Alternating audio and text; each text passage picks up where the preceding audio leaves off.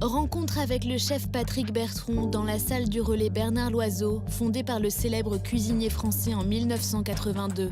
Aujourd'hui, c'est lui qui dirige les cuisines de cet établissement. Une exigence de tous les jours pour ce chef discret qui cultive les plaisirs du quotidien lorsqu'il n'est pas avec sa brigade. Il nous explique les secrets d'un calme à toute épreuve.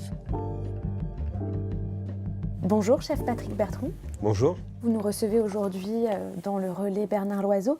Est-ce que vous pouvez m'expliquer un peu le quotidien d'un chef dans les cuisines de votre restaurant, votre quotidien?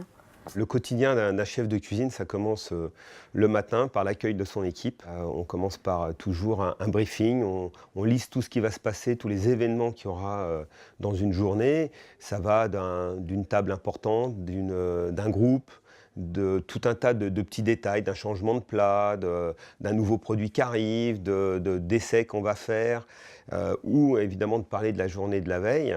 Donc ça, c'est le début, et ensuite on dirige les cuisiniers ou les pâtissiers chacun sur le tempo, parce qu'après on peut aussi avoir besoin d'anticiper la journée du lendemain, voire celle d'après, sur certaines choses qu'il y aura à faire, et pour que tout le monde ait à l'esprit de comment il doit aborder son quotidien. Quelle est votre personnalité dans la cuisine?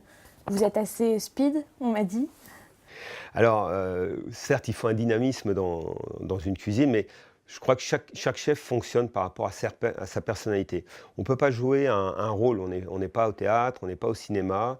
Notre cuisine, c'est l'authenticité, c'est quelque chose qui doit être légitime, et notre fonctionnement doit être pareil. Le tempo que moi je veux en cuisine, c'est quelque chose qui me ressemble. C'est-à-dire qu'il faut du professionnalisme, il faut de la passion, du dynamisme, mais il faut également de la sérénité, du calme, et être dans des instants profonds, professionnels, mais vraiment sans excès.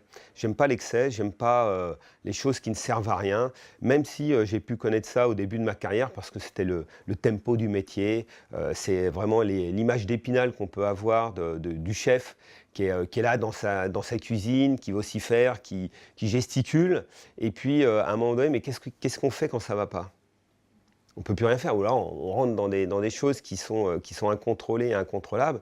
Donc moi je préfère responsabiliser les gens, ils savent ce qu'ils ont à faire, je sais ce que j'ai à faire. Quand ça ne va pas, je préfère qu'il suffise simplement de le dire. Même si des fois c'est pas facile, parce que vous avez l'objectif derrière de la perfection, de satisfaire vos clients, de la précision dans les assiettes, dans la réalisation, dans les saveurs qu'on met en avant dans nos préparations.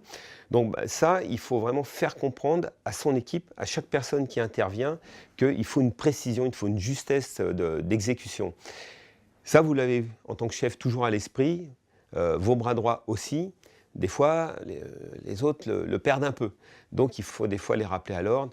Mais c'est tellement mieux de faire un travail de façon sereine, heureuse, de voir des gens qui sont le moins stressés possible autour de vous. Et c'est quand même une vraie satisfaction.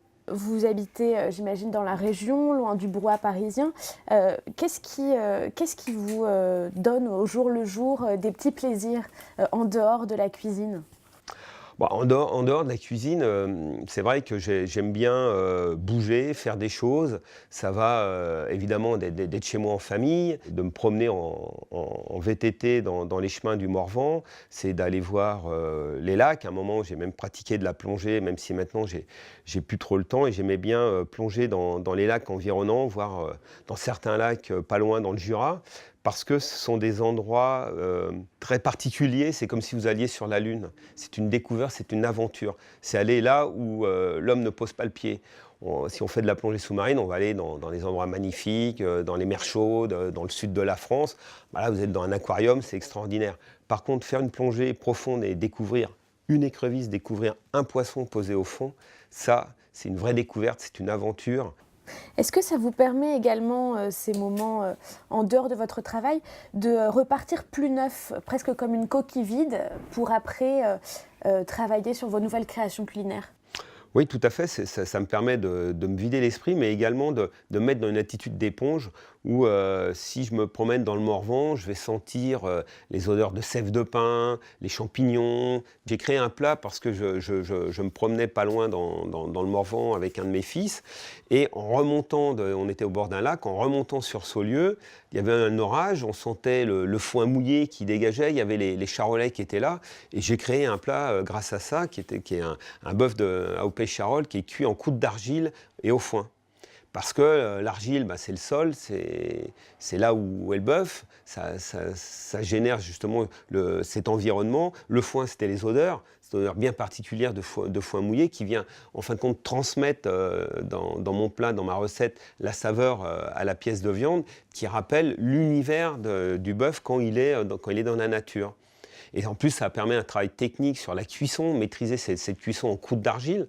Enfin, il y a tout un tas de choses comme ça qui peuvent être source d'inspiration. Alors pour finir, quels sont vos petits plaisirs au quotidien, votre Madeleine de Proust? J'en ai tellement. Je crois que c'est goûter à tous les jours, avant qu'un service commence, les sauces. Parce que les sauces, c'est le marquant et le marqueur de la cuisine française. Dans les cuisines à travers le monde, vous allez goûter des choses très expressives, mais la cuisine française, c'est les sauces, les jus, tout ce qu'on a mis dedans. Et ça, avant un service, de goûter chaque chose, chaque jus qui a été réalisé par mon équipe, qui viennent me voir, chef, est-ce que ça va? Et là, vous goûtez, vous avez la quintessence de ce que vous avez voulu faire passer comme message. Et je trouve que c'est dans nos cuisines, en tout cas dans ma cuisine, c'est une des expressions fortes qui est là, et c'est la sauce. Merci beaucoup. Merci.